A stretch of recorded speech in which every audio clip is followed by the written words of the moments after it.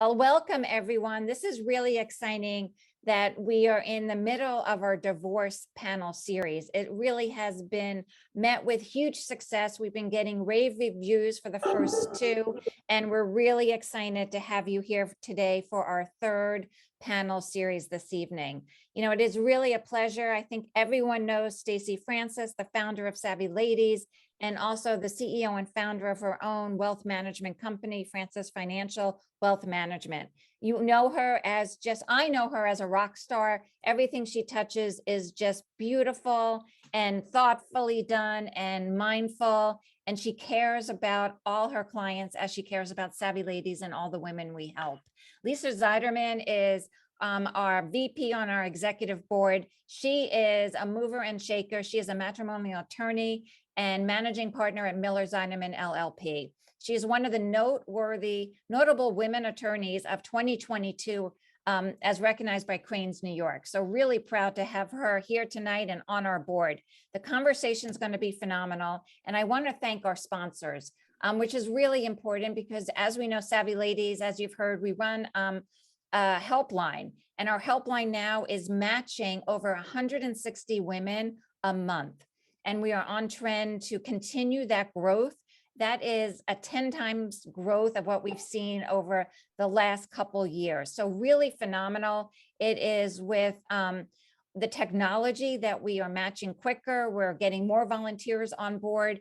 And this is really what all the fundraising, the money, the sponsorship money is going for. It is to continue to champion and empower women with financial knowledge. And that's why these panels are so important. And I want to thank our sponsors. We have 3 of them here tonight, or actually 5 of them here tonight with us on our panel. I'd like to thank Stacy Francis from Francis Financial, Zeiderman. I'd like to thank Marcum, Soberlink, who's here with us tonight to speak, and Melina Denebeim is here as well for being sponsors along.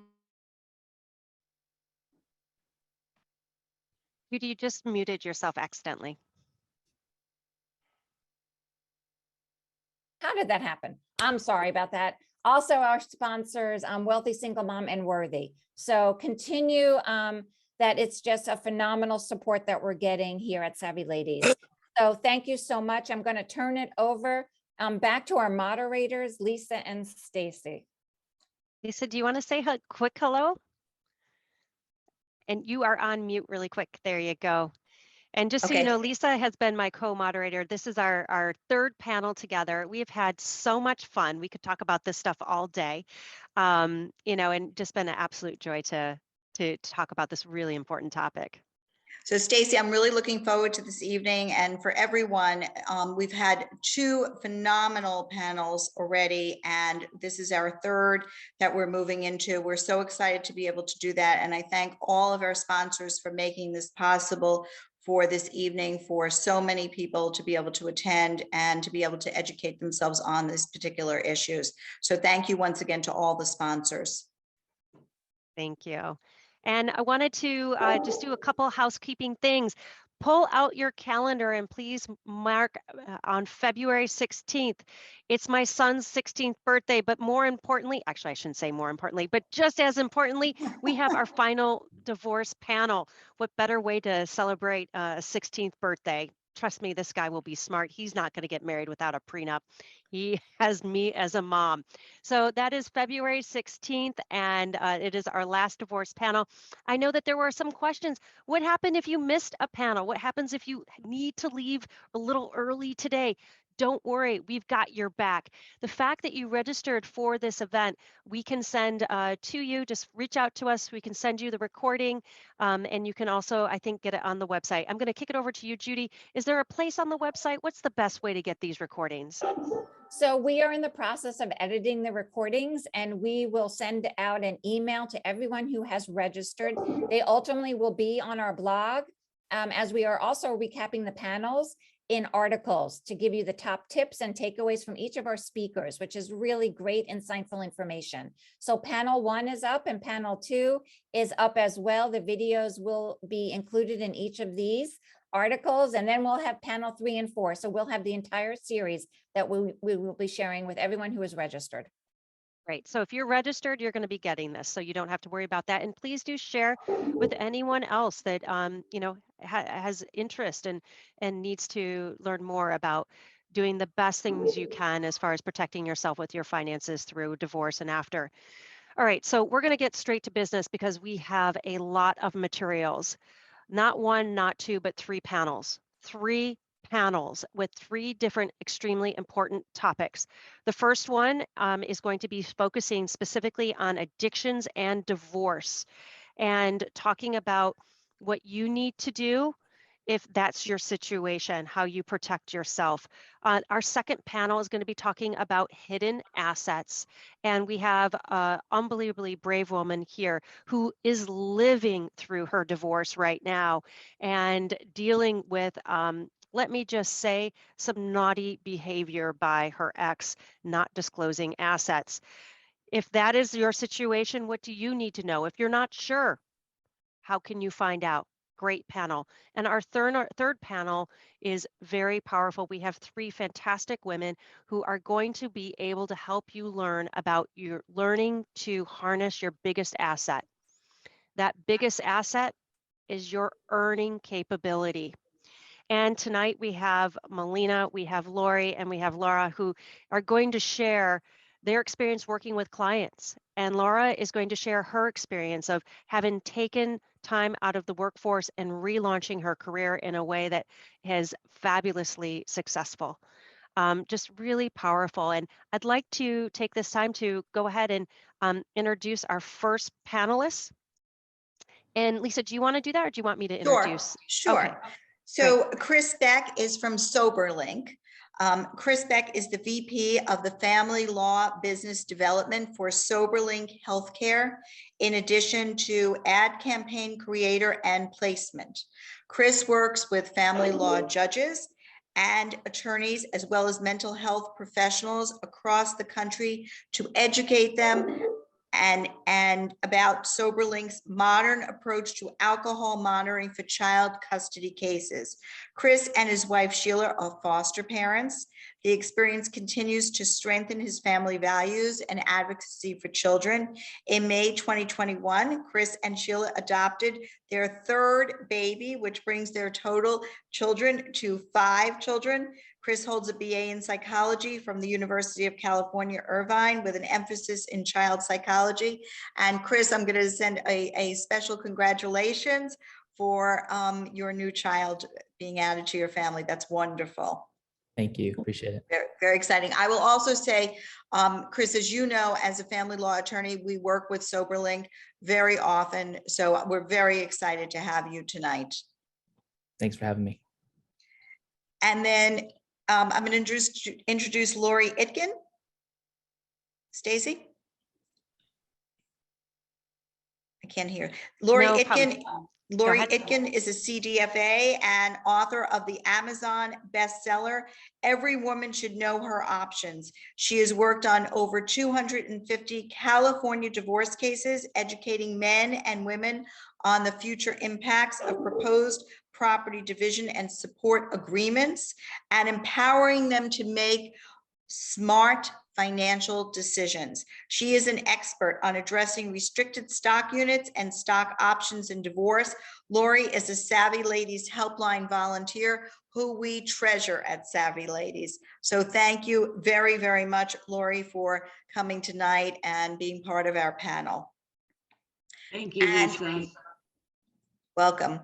And then we have Gary Rosen. Gary is a partner in charge of forensics valuation and litigation service at Marcum LLP for the New York region. Mr. Rosen has over 40 years of financial advisory, consulting, and public accounting experience with extensive background in fraud engagements, forensic accounting, complex litigation matters, lost profits, personal injury claims.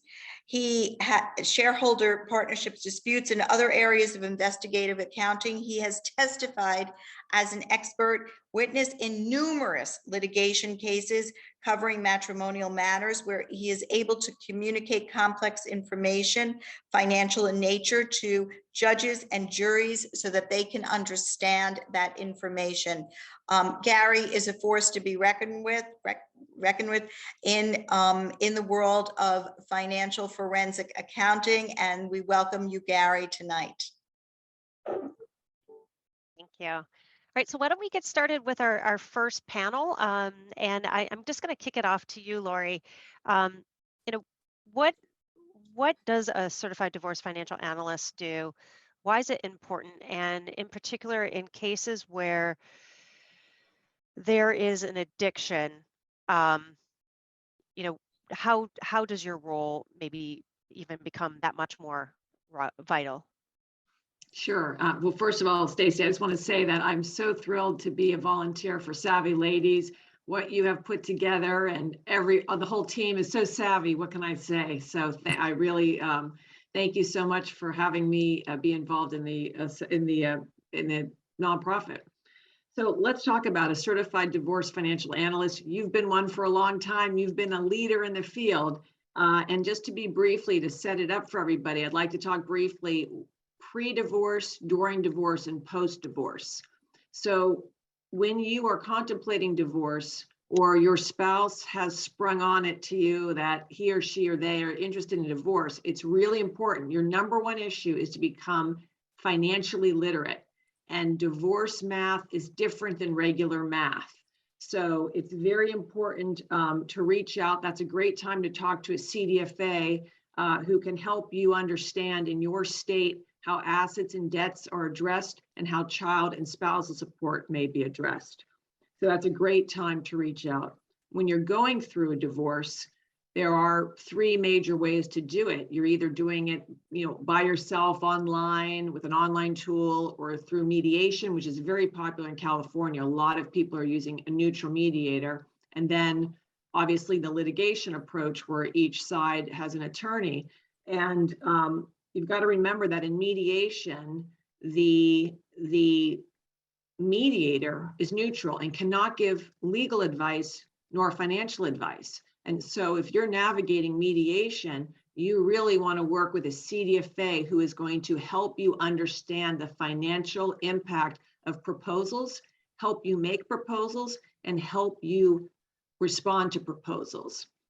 And then, and with litigation, obviously, there's so much that can be done. We know how expensive it can be. A CDFA is often less expensive than an attorney in your market. So use the tool for the task. A CDFA does not replace an attorney, but certainly can do many functions that are going to be very critical in the divorce at a slightly more affordable price.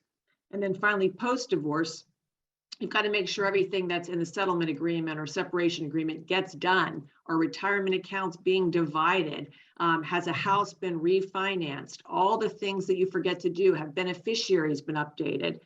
And you may also need help with investment management to make sure that you don't run out of money 20 years from now. So those are the ways. In terms of addiction, wow. Before I got into this field, I had no idea how prevalent alcoholism was among the medical community. I have worked on 2 cases with emergency room physicians, and in one situation, he was a lovely man, it broke my heart, but he had called in, he had been drunk the night before, called in to cancel his shift, and they let him go. And now the wife, who is relying on the husband's income as the breadwinner, what is she going to do? All of a sudden, the finances, the whole income flow has gone away. We've also had situations where one spouse, because they have been driving drunk with children, their custody is impacted, and that can impact child support. So of course there's emotional issues, but there's also financial repercussions of that. And then finally, one last case, the husband had cocaine addiction problems. He was in and out of rehab, and the wife was an executive and she had to pay him spousal support, and she's livid, rightly so, because not only does she have to pay him spousal support, she's paying for his continued in and out of rehab because she hopes that he will be able to maintain a relationship with his son. So to summarize, if you or your spouse has an addiction problem, the divorce is going to be just enormously filled with layers, and there are financial impacts that you must have some financial guidance going through. That more than 17,000, there was a study done by University of Michigan, and 17,000 of their participants in that study had a history of alcoholism and also went through divorce. So you're right, it's very, very prevalent. And I know, Lisa, you have some questions for Chris, because Chris has a really interesting company that can be really helpful. So Chris, I know all about your company, but I'm sure that a lot of people here tonight don't. So can you tell us what Soberlink is? Sure. So we do alcohol monitoring for child custody cases where one or both of the parents have been accused of abusing alcohol.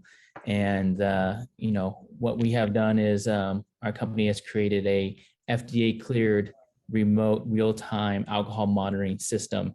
We use facial recognition to actually confirm identity, and we have a wireless way of transmitting those results to anyone that's part of the monitoring agreement.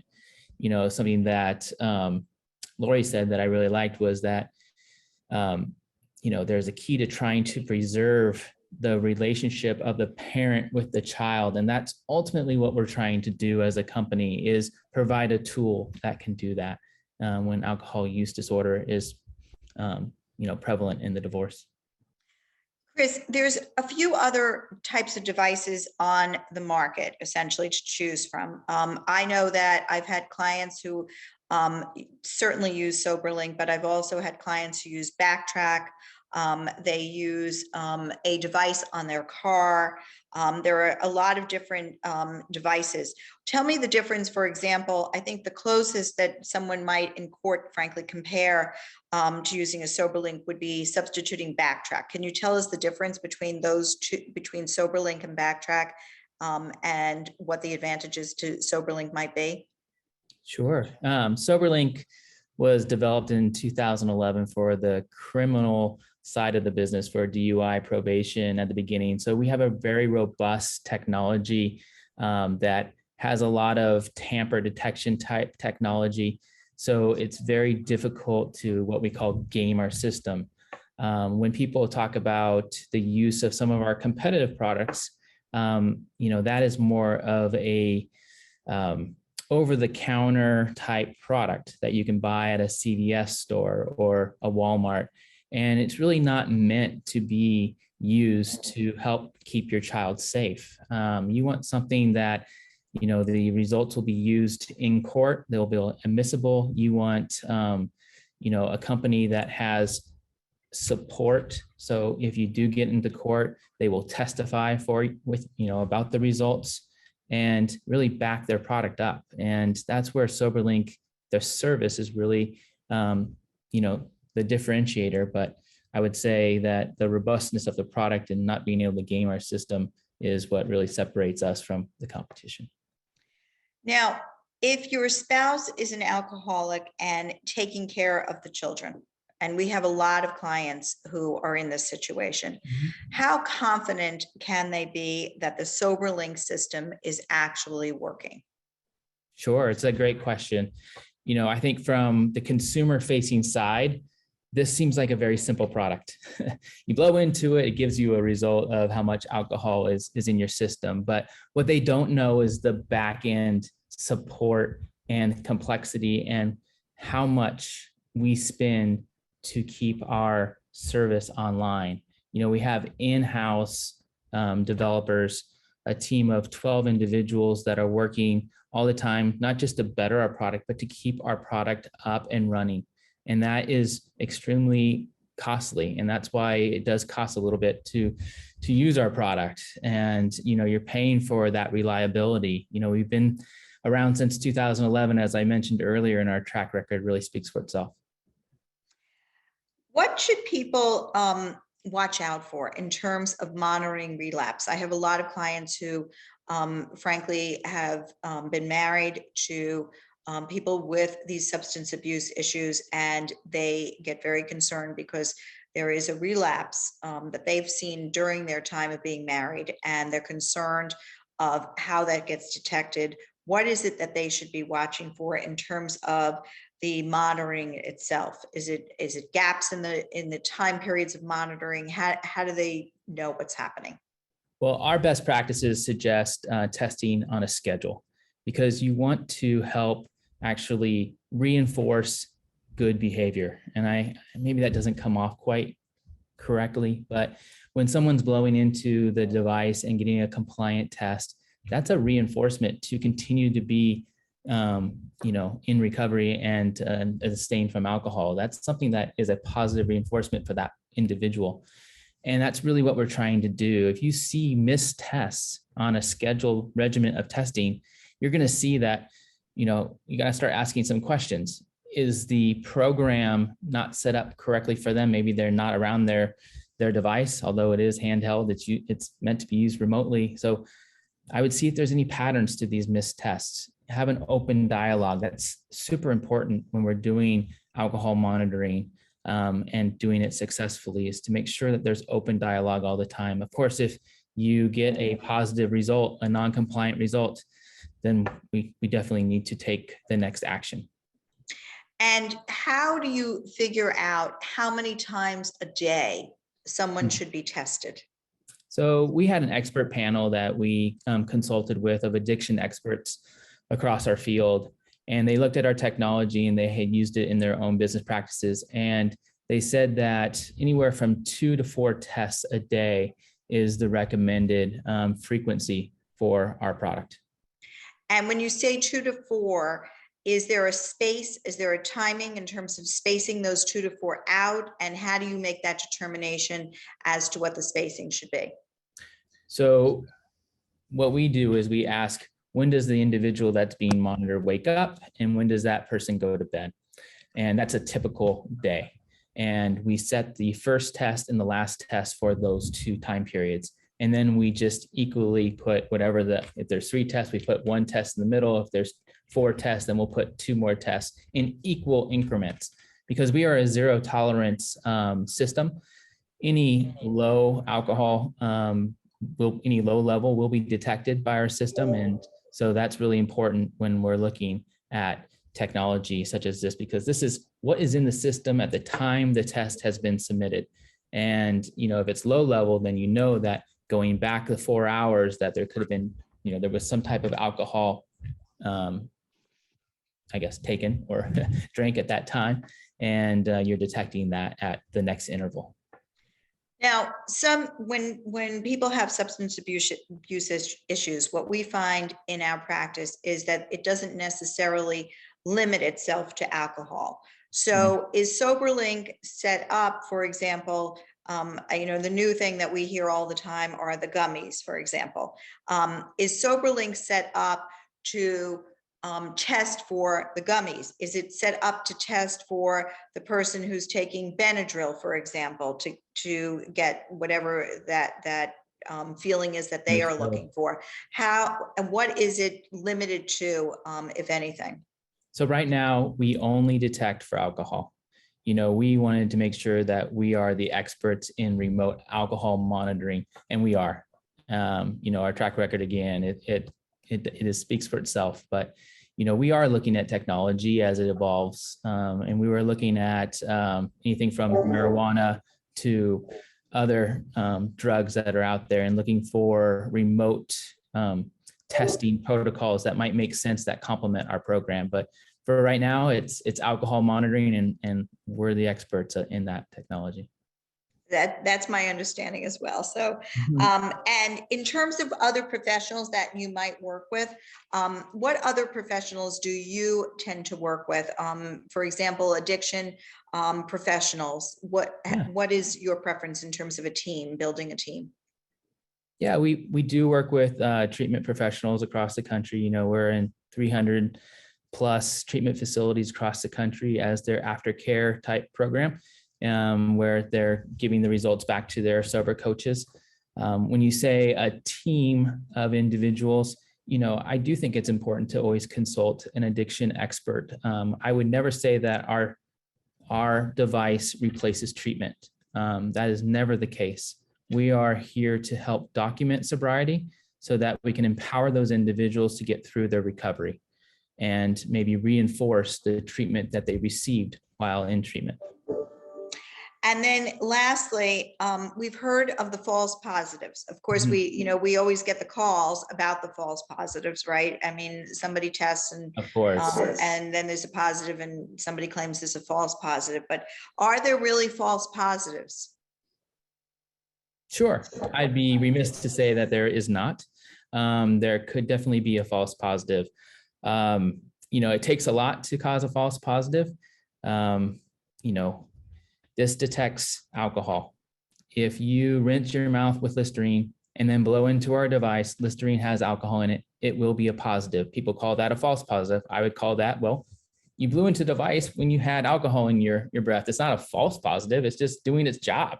It's detecting alcohol. So it depends how you define the term false positive, but Soberlink does have a retest cycle that helps eliminate the noise of what people kind of traditionally define as false positives. And what we do is we make sure that our system will shut down after a positive test, and it will ask the client to retest in 15 minutes. And if that client retests positive after the 15 minutes, that's a confirmation of the initial test. And then all the alerts go out that that client had a positive test. And that's how we get around some of that noise that maybe it might just be an accidental exposure type incident. And what we see with like Listerine, it dissipates from the mouth in 2 to 3 minutes. So if you follow the retest protocol, you shouldn't have any of those quote unquote false positives. Thank you so much. Thank you for that information. Yeah. Laurie, can I ask you a quick question? So when we think about addiction, we're talking about alcohol, and drugs, but there's also gambling and sex addictions. There's so many different addictions. Do you find that in those cases that there's been dissipation of assets? And can you talk a little bit about what that really means? Yeah, absolutely. Now, the dissipation of assets might be, the nuances may be different state to state. But we do have in California, for instance, breach of fiduciary duty is what we call it. And I certainly have worked on cases where one spouse gambles, one spouse day trades, which some might say is investing, some might say is gambling. And it gets very complicated because you will have, we are a community property state, and you'll have community property versus separate property. So I guess my big message is if you are married to somebody with an addiction issue, I think you need to be ready, have your eyes wide open that person's earning power may be compromised in the future. If they hit and run, if they're laid off, if they can't go to work, if they're depressed, whatever. And so I know we're going to have a panel later to talk about what women can do to invest in themselves to make sure that they are building a path to become financially independent. It is so important. I agree. Well, thank you so much. We are going to be moving on to our next panel. I can't thank you enough, Chris. And actually for all of you, we're going to be saying goodbye to Laurie just for a few minutes because we're going to have her back on the third panel, which is really wonderful. So I'm going to go ahead and add a few new spotlights for us here so that everybody can see. And the first person that we're going to welcome, and Lisa was so kind to already introduce him, Gary Rosen. And Gary, I know Lisa has worked on a few cases with him. I may be having a case with him too, but needless to say, if I was doing something wrong, trying to hide, whether it was income or assets, or just even not walking straight on a street and jaywalking, I wouldn't want Gary anywhere around because he would find it. And I just so look up to you. And I was one of those tattletales I always tattled on my brother. I was the worst little sister. So in my life, I'd like to come back as you because I just love to bust people who are doing naughty things. And I also want to introduce a really special person, Karen Sutton. And Karen is so important to be part of this panel because she lived the tale and stood up for herself and didn't let her ex take advantage of her. It can be hard to keep on fighting. And Karen kept on fighting to make sure that she got what she deserved and that as many assets as they could find were found. And so I'm very excited to have Karen here this evening as well. So wonderful. So Karen, can we put the spotlight? There she is. Okay. So Hi.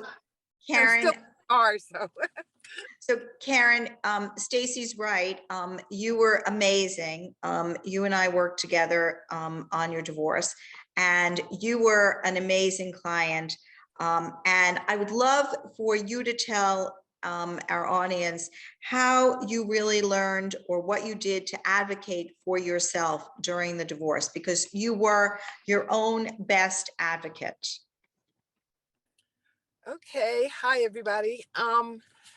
Well, let's put it this way. I think I've always advocated for myself. I think it started when I had my kids, because my ex and I had totally different ideas about child raising. He was into corporal punishment, hands off, whatever and stuff. And I'm totally the opposite. And so I had to start advocating for me and for the kids throughout the marriage. And the marriage wasn't easy. It was a complicated, difficult marriage. There was alcoholism. I wish I had Soberlink back then. It could have saved maybe a lot of problems here. There was adultery. There was, abuse. There was all kinds of things, in addition to the fact that he was hiding money and trying to keep money away from me. And I was aware of it. And part of the reason why I was aware of it was because I kept looking at things and I kept seeing things, little receipts, an ATM thing, and I didn't recognize the bank. I didn't recognize, the account. Oftentimes those little, ATM receipts have a balance attached to them. I didn't recognize the balances, which were sometimes very large. And so the more stuff that I came across, the more I kept thinking, okay, there's something more to this.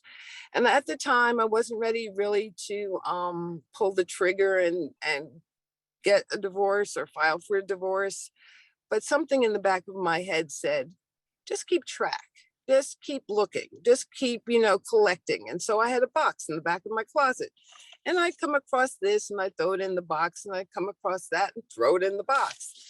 I think what really prompted my divorce was when I came across an estate planning document that my husband was planning to do without me.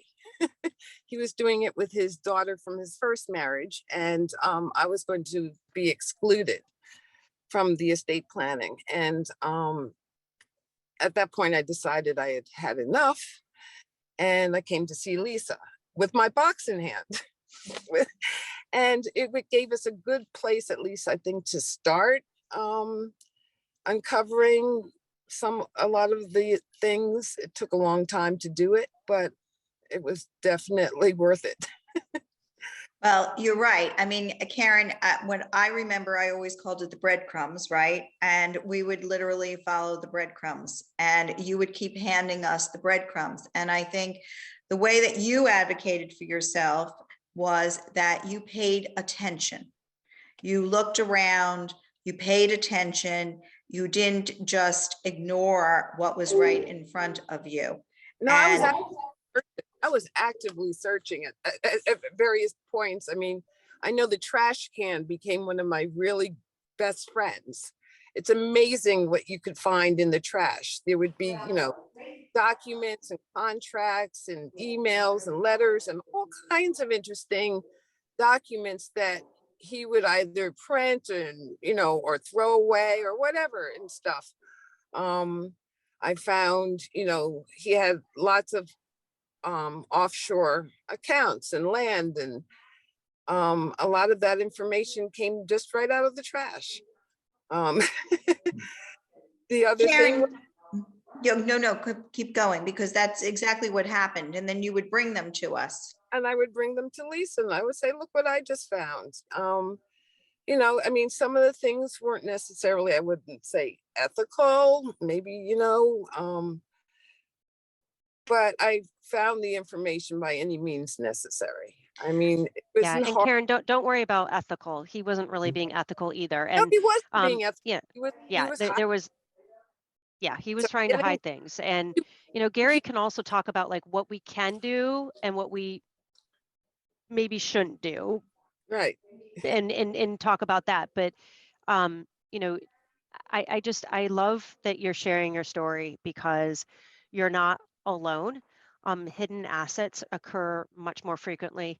We did a survey. We interviewed women who had gone through divorce and asked them if they felt like their spouse had hidden assets throughout their divorce, and 63% of them felt to some degree that they were trying to hide assets or income from them to be able to have a fair settlement. So it's something that is really important. And, I'd love to kick it over to you, Gary. In this situation, we're hiding assets, we're hiding, both onshore, offshore. It can be quite complex. In cases like Karen's, what are the steps where you come in? And just again, everyone, to refresh everyone's memory, Gary is a forensic accountant at Marcum, and you could see on his name all the designations. You can look them up. Let me just say he knows how to find hidden assets and naughty things. But go ahead. Thank you. Yeah, but I think one thing that Karen said is very important. And those of you that are listening tonight, she was getting the pieces of the puzzle. And what was happening is she was finding the pieces of the puzzle scattered in various areas. And she really didn't know what they told her until she put those pieces together. So the important thing is that no item should go unlooked at. And what I mean by that is you might see something, but it might not mean anything to you. Put it aside, make a note of it, make a list. Excel is a great file to use. And those of you that don't or are not familiar with it, it's very easy to use. And the reason I say Excel, it's a computer program that's used by a lot of accountants, but believe it or not, it's on a lot of your computers as well. It comes with the computers that you own. The reason I'm saying that is because you can always sort a lot of the information that you accumulate in various ways. You could do it by date, you could do it by size, you could do it by dollar amount. There's a number of ways of doing it. And we were talking about hidden assets, Stacy and Lisa, and I want to talk about a little bit about not only the hidden assets, but the dissipation of the assets as well, because dissipation could come two different ways. We typically think of dissipation occurring only when spending, the money's going out of the marriage. And that could be done on a variety of areas. It could be done on gambling, it could be done on drinking, it could be done on drug problems. It could be done for paying for the paramour's living arrangement or other items.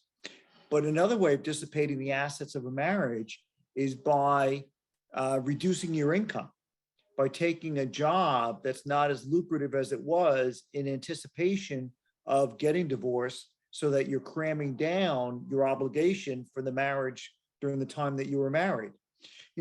Just a bad business decision is not in its own dissipation of marriage. But what you've got to do is you've got to look at why the business is losing money. Is it losing money because the expenses going out of that business are being used to pay for somebody else's expenses, a girlfriend, a boyfriend, something like that? So you really got to look at things on a micro basis as well as a macro basis. And I know you wanted me to talk a little bit about hidden assets, but I think it's important to get that out there, because people only think about one side of the equation. And you mentioned all my credentials. So when I take a look at something, I look at things from a CPA's point of view, from a forensic accountant's point of view, from a valuation analyst's point of view. And those are some of the designations I have. I'm going to share you through very quickly a little story. It wasn't necessarily in a matrimonial matter, but I think it's a great story. I was hired to find how many assets an individual had because of a lawsuit. And the guy said, you know what, I'm judgment proof. You can't find anything on me. So I got his tax return. And he was right. You know what? The tax return didn't show a hell of a lot of money, excuse my French. It didn't show a lot of assets, but what it did show was deductions on his itemized deductions. So I looked at his taxes, real estate taxes that he was paying for the house. I then went back to the township and I saw that the real estate taxes he was deducting for his house were significantly higher than what the real estate taxes being assessed on that house was. What it led me to find was that this gentleman owned 3 other houses that he was never claiming the rental income, but he was deducting the real estate taxes on his personal tax return. So just by looking at his personal tax return and doing a little bit of investigative work, I uncovered real estate worth $1.6 million that he never reported the income on, let alone the assets that he was trying to hide in this particular lawsuit. I also found that he was depreciating some assets on a Schedule E, which is a rental income form that you file on a tax return. Well, those assets that he was depreciating happened to be, those of you that, I live down by the Jersey Shore, so those of you that have been to the Jersey Shore know that they have various rides at the Jersey Shore. He owned some of the rides that were being leased to the boardwalk. So he was claiming depreciation and only showing a portion of the income. So tax returns are very, very telling when it comes to hidden assets. Some of the areas you look at are bank records, credit card statements, IRAs. And I also want to leave you with this point to think about as well. There are liquid assets and there are illiquid assets. It's very important to realize where some of the dissipation of assets are coming from. I had a case one time where the wife was unaware that the husband had taken out a HELOC, home equity line of credit. She never signed for it. She forged her signature. Well, she did not know that that loan was taken out and there was no impact to their day-to-day living because it didn't impact their lifestyle. What it did do, though, created an obligation, or he was taking out assets from the value of the home to fund his lifestyle, unbeknownst to her. And because it wasn't an impact on their daily, everyday life, it was an illiquid asset. She had no knowledge of it. So you really got to look at liquid versus non-liquid. So you really got to do what Karen did.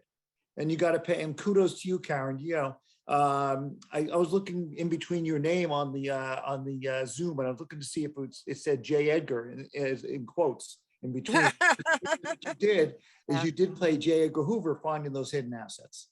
Well, look at it this way. When we were, when Lisa was deposing my ex, she asked him directly, you know, how do we get this information? And he said to her straight up, you just keep doing what you're doing. You find it. I mean, it was, he said it, and we just knew that's what we had to do. Yeah, And sometimes it's hiding in plain sight.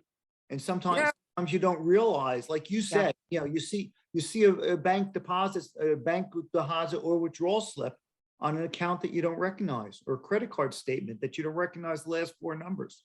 Those are telltale signs that you're not aware of all of the revenues and or expenses coming into or going out of your marriage. Right. And you can take it to a whole nother level, because back then I was also able to access like phone records and real phone numbers. And I actually would sometimes call some of the numbers that I actually didn't know, just That's to right. see. Or if there was a business card, but I didn't know who that person was, whatever. Let me see what this person does. You know, let me And don't be discouraged, because if you see the, for example, the phone bill for your cellular phone, the phone company might only be sending you the summary statement. If you go online, you can put your phone number onto your phone, you know, cellular phone bill, and it will bring up any line associated with you. It will bring up all of the calls for that particular month. I know.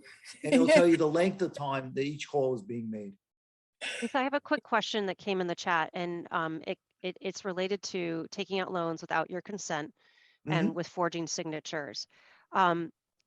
Lisa, as a lawyer, are you able to advocate for your clients not to have to take the burden of that liability? How do you deal with that? So if there is a forgery, okay, if they have not signed for it, if they had no knowledge, and we find that out, then yes is the answer. We can certainly advocate for them not having to take the burden. You know, one of the things that Karen just mentioned was a deposition. And it was a very strong tool, and I think it's a very strong tool in most cases, to start to ask those questions. Very often you can ask the question, you know, what discussions did you have with your wife about this loan? And very often they will say straight out, I didn't have any discussions. Well, did you sign her name? Yes, I signed her name. Well, did you ask her permission? No, I didn't ask her permission. And there you have it already. So it's about discovery. It's about depositions. It's about getting the right professionals like Gary. It's about subpoenas. I mean, in Karen's case. Say, Lisa, it's about subpoena. It is.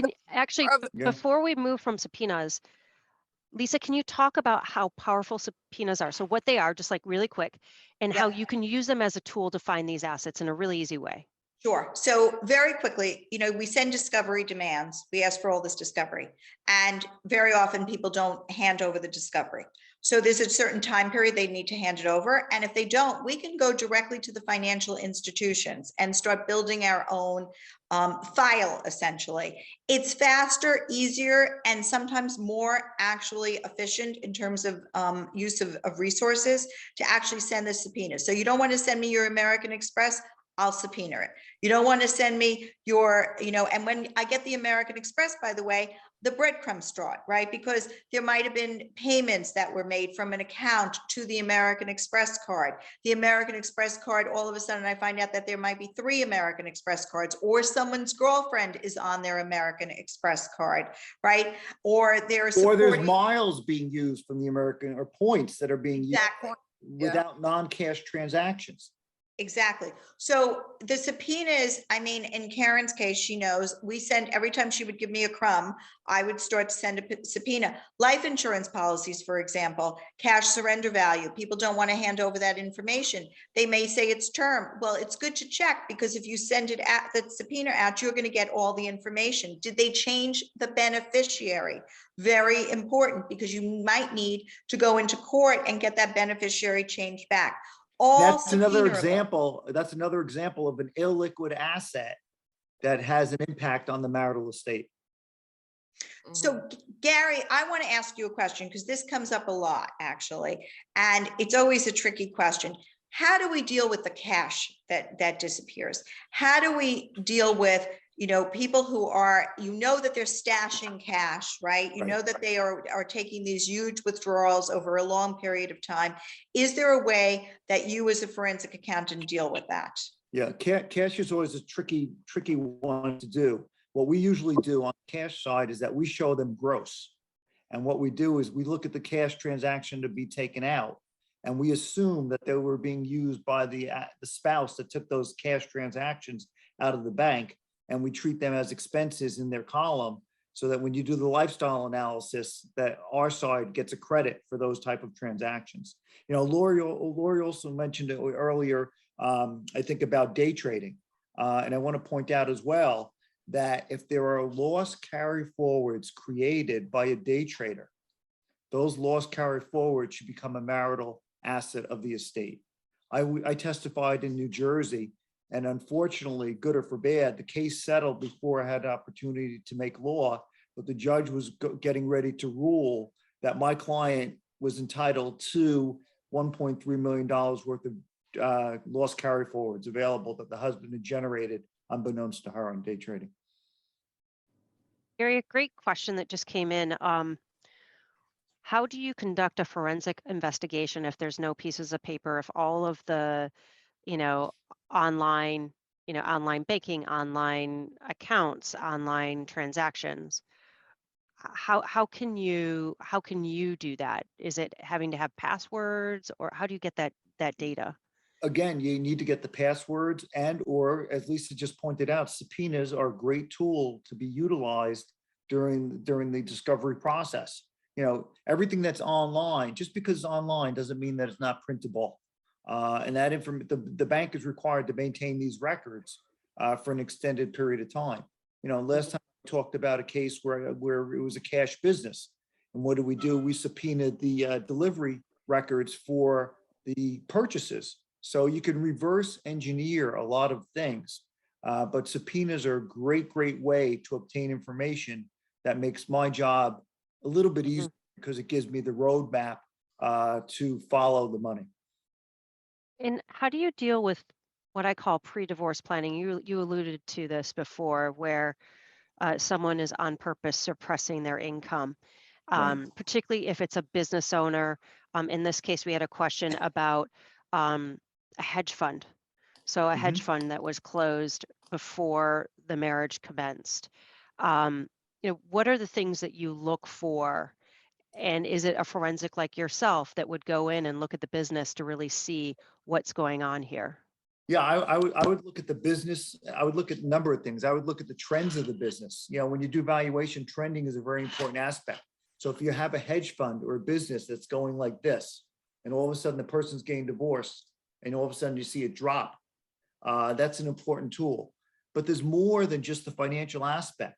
I would look to also on that hedge fund, dollars to donuts. They had advisors, they had board meetings, they had other people involved in the transaction to close that business. I would look at the meeting minutes for the board. Why did they close it? If you're getting the return, or when they closed it, did they open another one as a sister fund or a brother fund? Oftentimes these funds get closed under one name and they're opened up under another trading name. So, all of a sudden what you're doing is you're transferring the assets from one to the other. There's also tax returns to look at as well, because there are certain attributes associated with carried losses and other things in hedge funds that are specific to hedge funds that are. And I think Gary's going in and out, but what Gary's sharing is assets without incurring. Yeah, and I mean that's the good thing about hedge funds is that they have a lot of documentation that they have to keep, regulations as well. So it's not like you can really try and get away with a lot there. Another question was offshore. Can you find offshore assets? And tell me also what the actual definition of offshore really means. Well, again, offshores are typically used for locations where they don't have a tax treaty with the United States. So for all intents and purposes, the money that's not in the United States, it's in a bank account in the Grand Cayman, in the Isle of Man, in another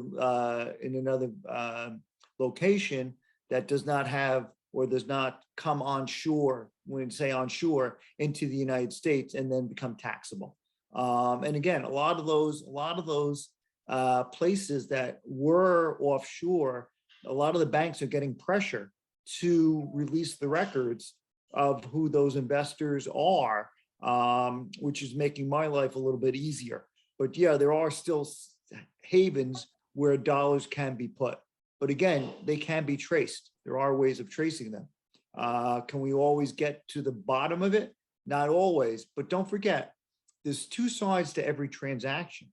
So just like Lisa said, in a marriage where there's a lot of cash transactions going out of the bank accounts on a regular basis, and to get the money offshore, it had to start somewhere, right? Just by definition, offshore means that it's no longer onshore.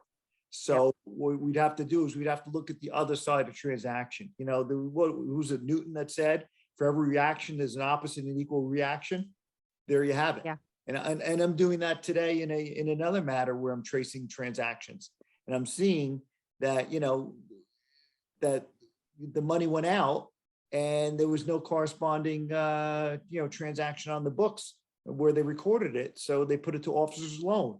That's a great place to hide things also. So if you have a spouse that has a closely held business, officer loan accounts are key because they just sit there on the balance sheet. And again, they go from being a liquid item to an illiquid item, and they don't necessarily impact the bottom line or the P&L.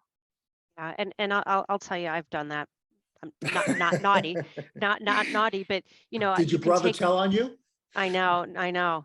But taking money out of the business and you put it in as a loan, because it says it's a loan, then I'm not taxed on that money. And Correct. you can use your business as a piggy bank. Now, eventually, you have to pay that loan back, or you have to take it out Or as recognize it as income. income. But for a lot of people, it can you can use this as wonderful pre-divorce planning. There a great comment in the chat here.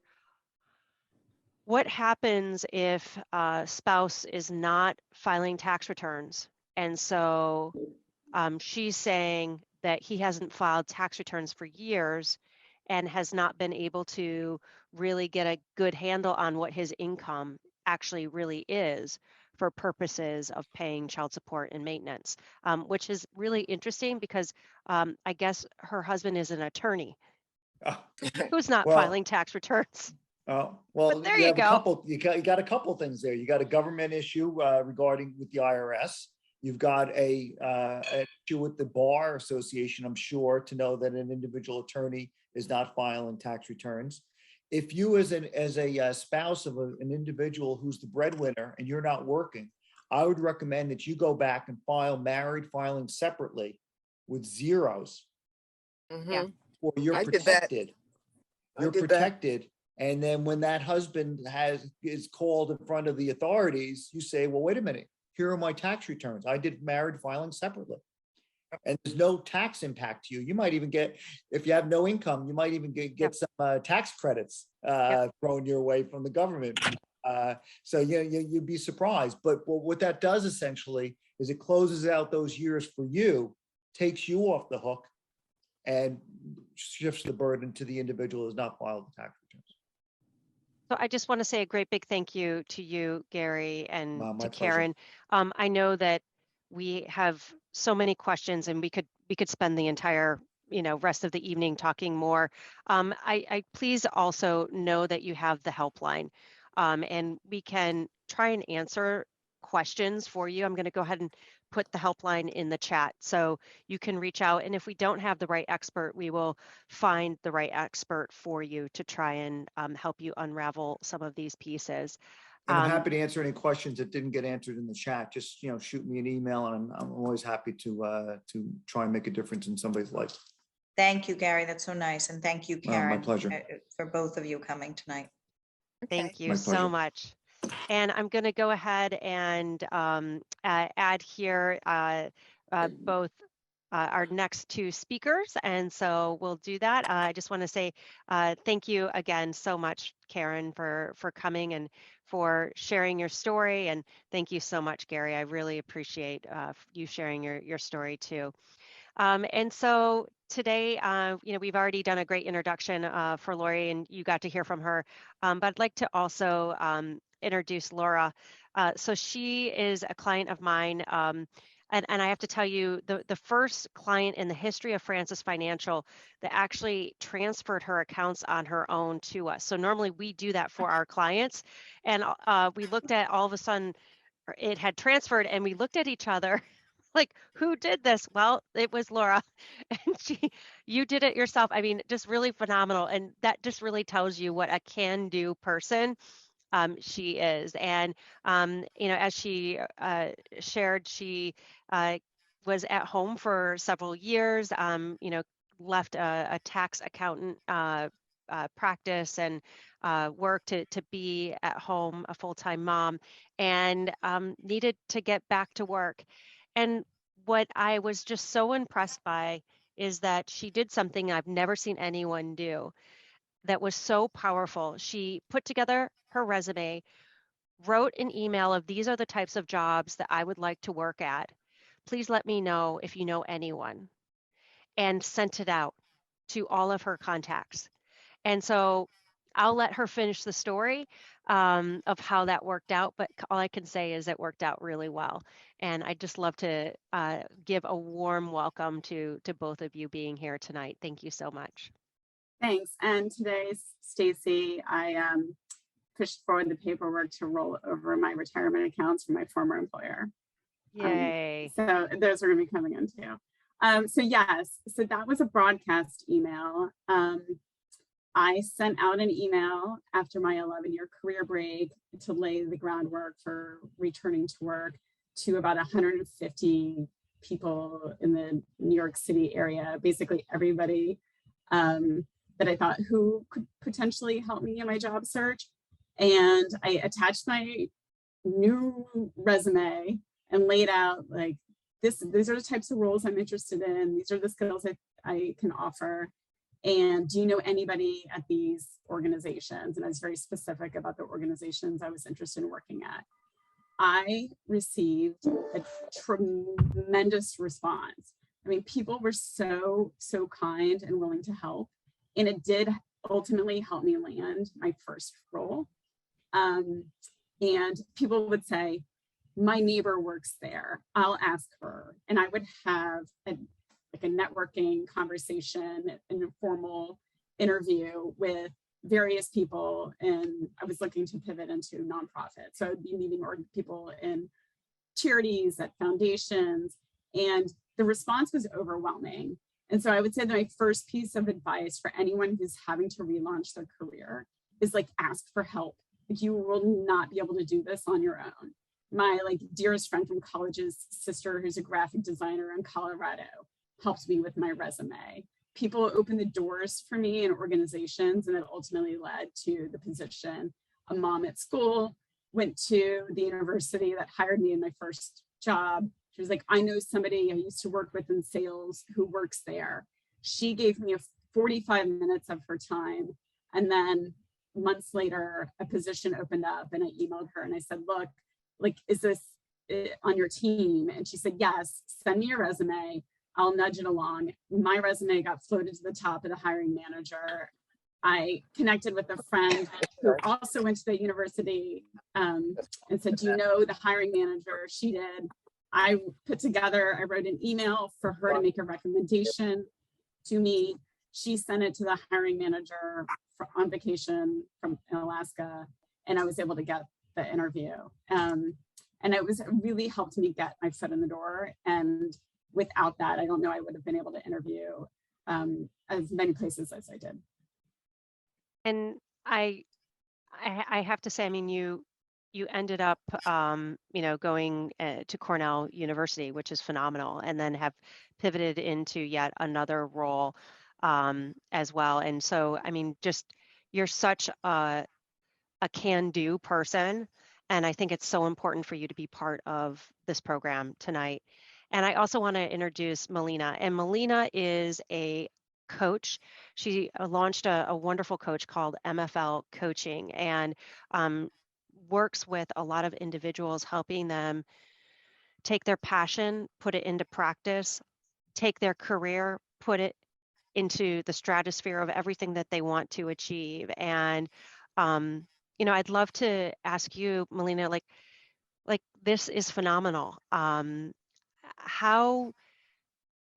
do women show up to you who have had a break, or maybe they haven't had a break, but now they are divorced and they need to up their career to create more financial stability for themselves and or for their children?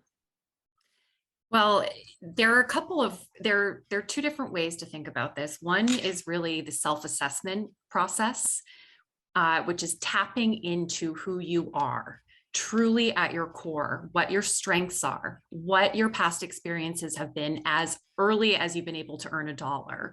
What has your role been in the households? What are transferable skills into the marketplace? And ultimately, I go through a self-exploration and assessment type of session or two. And with that, you create your own self-brand. You create a personal brand of who you are. And what's really important about the personal branding is that it's not a name, it's not a label, it's an identity. Because when you're out there, like Laura, having conversations with a number of people who you've never met, you have to represent what you offer to the marketplace. And it's about identity. And I can give a really silly example about myself. It's like when I'm going to the gym and I see my mileage upping on the treadmill, or I'm outside, I suddenly think of myself as an athlete. And I can like say to people credibly, oh yeah, I work out, I'm athletic. And if I'm not doing that, then I can't say that with credibility. I can't actually look someone in the eye and represent myself the way I am. And more importantly, the way I'm trying to design my future self. So you can think about your past self, which is maybe your like if you look at divorce as a stake in the ground in time, your pre-divorce self, where you are right now, which is sort of in this weird purgatory, right? It's like this process that you don't know when it's going to end. It's sort of this gray zone, but it's a good time to actually like create a plan in terms of self-assessment, understanding what you're going to be creating as an identity to the marketplace, and then who that future self really is. Now that's a whole self-reflective exercise. That's great. But then there's the tactical part, which is the second part. And tactically speaking, so my background, I worked in capital markets and finance and mergers and acquisitions, but most importantly, for the past 8 years, I've been advising MBA students on how to get their first job out of the MBA program. And that's really typically their second career phase, where they're using the MBA to reinvent themselves, or as a 180 or a pivot to go from one industry to another. So they've been a good practice ground for me. I would say it's a little bit different in the case of someone who's divorcing and either going from not working to wanting to work, or changing careers, or managing gaps of time. But tactically speaking, there are so many important things to do. Understanding how to job search. What are the actual platforms out there for job searching? How do you create an effective LinkedIn profile? How do you actually manage networking? What is the protocol for initiating a conversation with someone who you've been introduced to? What are the right questions to ask during that conversation? And what's the right follow-up, so that you create almost like a virtuous cycle, where even if that discussion, it's not a means to an end, it's just opening a door, right, to something that could materialize in a little while, 2 months, 3 months, 6 months, a year. So how do you keep your leads fresh? And all of this, it's not magic, it's really tactical. So I work with people on both ends, and you can't do one without the other. Because a lot of times, if you're just tactical, you're missing out on what your value proposition is, and you're kind of mismatching yourself. So that's sort of how I approach looking at reinventing and repositioning. So Melina, you started your business actually after your divorce coaching and executive business. Can you tell me and everybody else actually what it is that a divorce coach actually does? Sure. Well, and I want everybody to know I had no idea what a coach was before I even got into this realm. And I kind of think back to like tennis coaches, performance coaches, athletic coaches. That was my reference point for a coach. And I realized that every high performing individual has a coach. CEOs have coaches. You know, people who are high stakes professionals have someone in their corner as a collaborator, as a thought partner, as someone who has like a whole realm of resources that you or that person as an individual may not be connected to, you know, and also they're essentially someone who's going to keep you on track, not in an abstract sense. Coaching is highly, highly process oriented. So as a divorce coach, the most simplest way of thinking about it is that I'm your number one champion. I'm also very much guiding you in the process of divorce, because it's a big process. It's a long process. It involves attorneys, child therapists, doctors, medical practitioners, accountants, financial advisors, forensic accountants, forensic psychologists sometimes in child custody cases.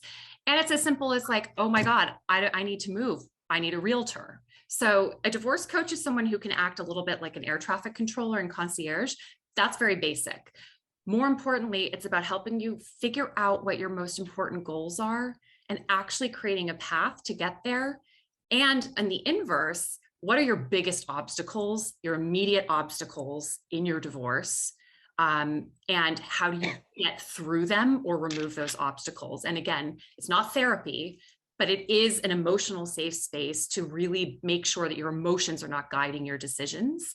And your attorney's not there to cry on, right? Your financial advisor is not there to cry on. A divorce coach is there for you to let everything out and get it out of your head and out of your emotions, and have your coach organize it with you. And it's about you taking the steps and empowering you to make the right decisions in your divorce, because guess what? Your divorce is your blueprint for the next phase of your life. It literally is a contractual blueprint, and you want to think very clearly when you're mapping it out. You know, Melina, it's interesting that you say that it's a blueprint. So I always tell people who are, you know, divorce takes a long time, right? You know that, and many people on this call know that. And people get frustrated. And I always try to say that this is like a second job, or maybe it's the first job. I mean, it is. And when you say it's a blueprint, that makes me think about that this is your blueprint for your future. So what do you mean by that when you say it? Well, when I say a blueprint, at the end of the day, a divorce, a signed divorce document is a contract. It's a legal contract that binds you at the end of the day. If you and your ex-spouse cannot verbally agree to the way you're going to run your households and your interaction and your life and your finances and your kids, you have to default to this document.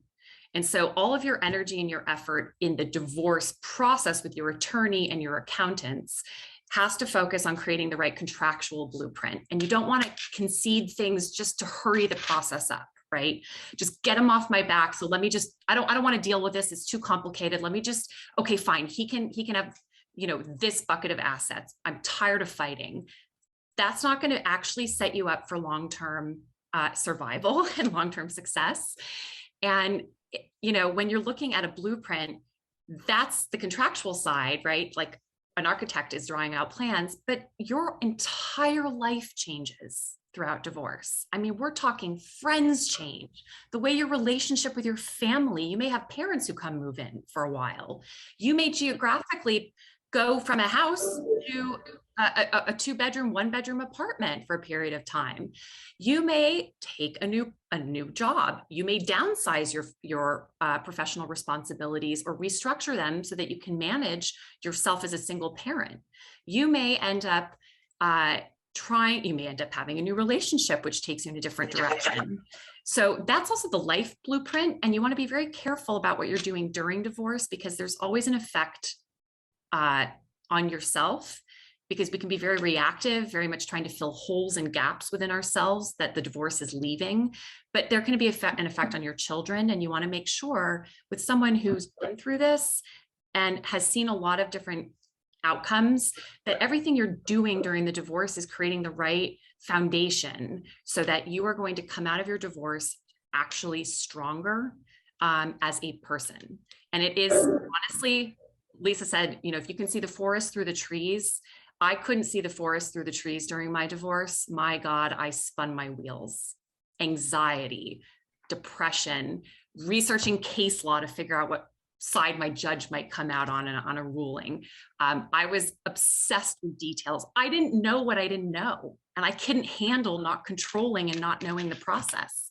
I wish I had had a divorce coach to manage that. It would have been way less expensive for me and much more efficient. And I would have come out without such emotional trauma in reality. So the other thing is, and it goes to what you're saying, people ask, how long does it take and why does it take so long? So what are your thoughts on that? I sometimes I feel like I'm sometimes, you know, and I think I might have said this to you, but I say it to a lot of people, that it's like being in the car with your kids and they ask you, when are we going to get there? Are we there yet, I always say Lisa? we're going to get there when we get there, right? Yeah, and you might have to have a lot of bathroom stops, and you might get lost 3 or 4 times on the road, and the car might break down. and you might, kick the driver out. But I would say that divorce absolutely unequivocally takes probably double of what you expect it to take, if not more. And the reason why is because there's a legal process. And in that legal process, you have two parties who are then represented or working with additional third parties. So at a minimum, you've got 4 people involved. Then if you're litigating, you have a judge. If you're mediating, you have a mediator. Then there could be therapists. Then there are school teachers. If there's custody, there are so many individuals involved. Think about the chain of communication that has to get distributed with every decision that's going to be made. And if they're going to make 100 decisions in a custody agreement and a financial agreement, and correct me if I'm wrong, I don't even know if that's even it. There could be 300 different individual decisions. People have to go back and forth at least once on a decision to make it. So that's at least a two-way information flow. And I don't think I've actually ever seen anyone go back and forth only one time on any decision in divorce.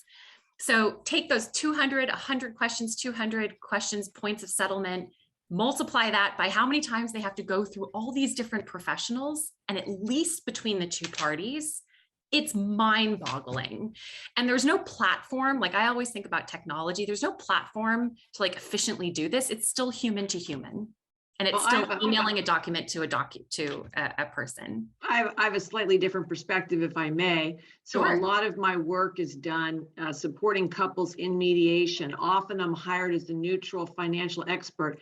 I can tell you in just a few sessions, we can come to 90% agreement on the vast assets and debts that are there. When both parties know that I'm a financial neutral and I'm just trying to give options that are fair and reasonable, people can come to consensus very quickly, many times. And even on issues like child support and spousal support or alimony or maintenance, whatever it's called in your state. So I have a much more positive outlook about this, and I do not believe that a divorce has to take 2 years if certain conditions are in place. And I'm originally from California, Laurie. I'm a San Francisco girl. I am a golden optimist. In fact, probably I was too Pollyannic, which is what got me in trouble with my marriage, only seeing the good in people. Now I'm much more cautious and cynical. But I've been in New York for 16 years and I've worked with Lisa. So I've learned to kind of manage to the worst and hope for the best. And as a coach, that's kind of how I run my practice.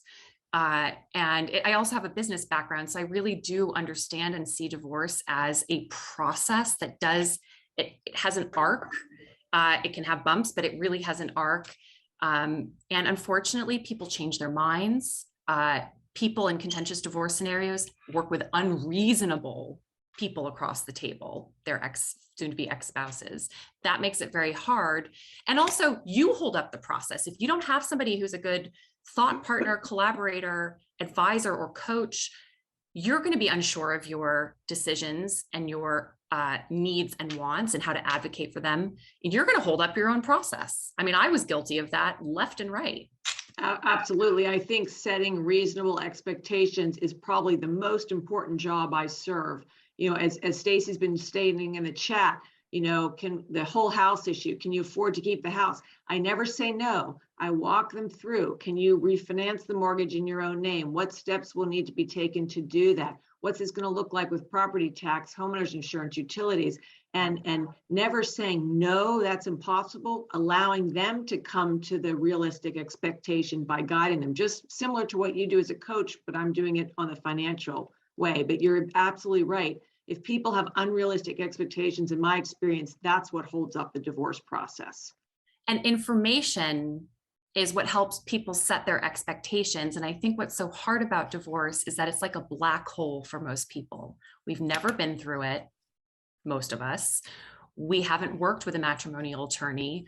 We are emotionally destroyed. So even our rational decision-making capabilities are affected because we're living in a state of fight or flight, neurological kind of synapses. And we cannot optimally act with rational expectations and behavior when we are in the height of a crisis.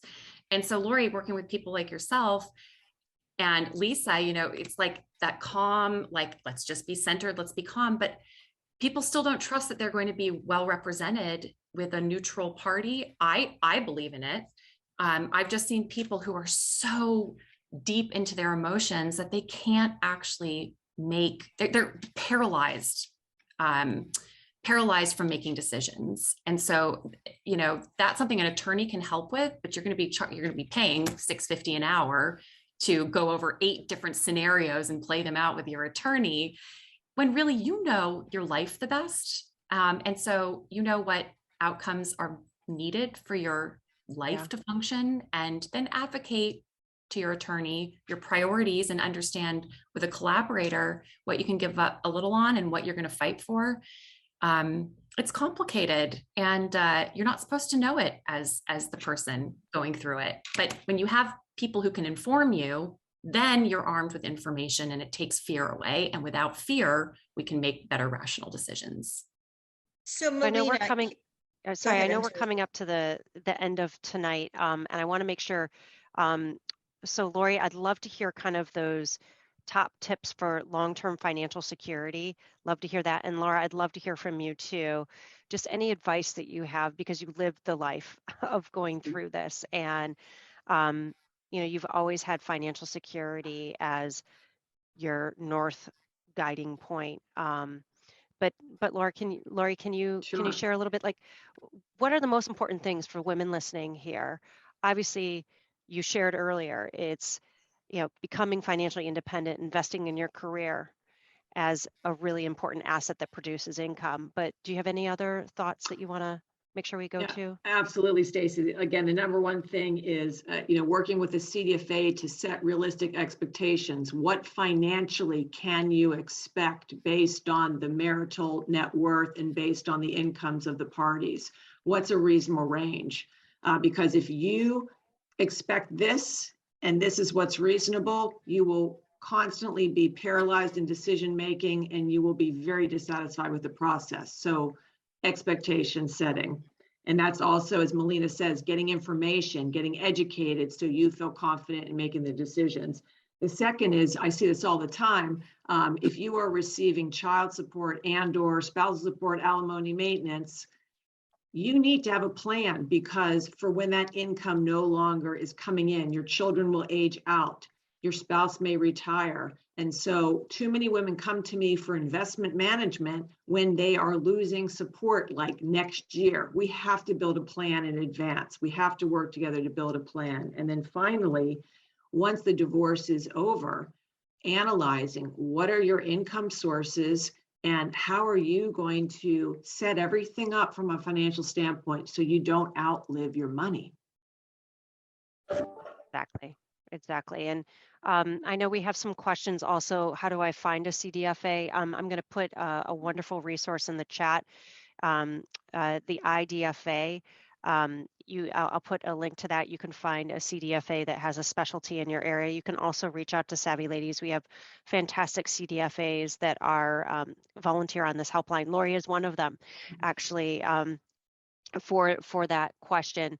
And Laura, I'd love to hear from you. I mean, you've lived this, and everything I know everybody's it was talked about today touches on me.